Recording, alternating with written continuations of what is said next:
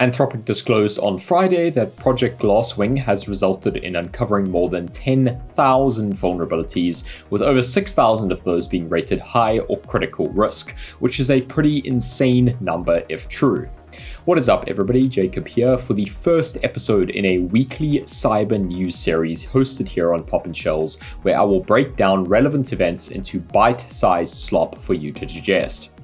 The dominance of Mythos in code review is not unexpected, but I think the more relevant conversation right now is what people can do with the models that are publicly available, and especially even the open source models. I think the capabilities of stuff like Opus and Quen have not yet been fully explored when it comes to vulnerability discovery, because the focus right now has been entirely on Mythos, and I'm super keen to see what people do with AI offensive security in the open source space. Next piece of news is the utter obliteration of GitHub by the notorious threat actor known as Team PCP. Last Tuesday, GitHub announced that they too had been owned by Team PCP, who has been on a rampage recently with the Mini Shai Halud campaign and now this.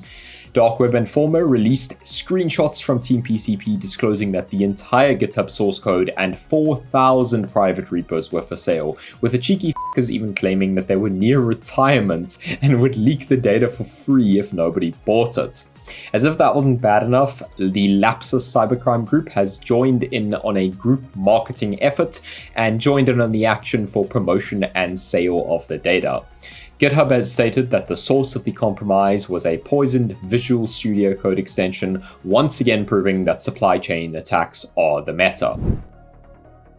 A quick one up next here, the FirstVPN service has been seized by a joint operation between France and the Netherlands. FirstVPN has been accused of allegedly offering services specifically designed for cybercrime, enabling ransomware and large-scale fraud through their platform. Next up, the United States Cybersecurity and Infrastructure Security Agency has suffered a breach whereby AWS GovCloud keys and a whole bunch of other private stuff which should definitely not be exposed was exposed on a public GitHub repository.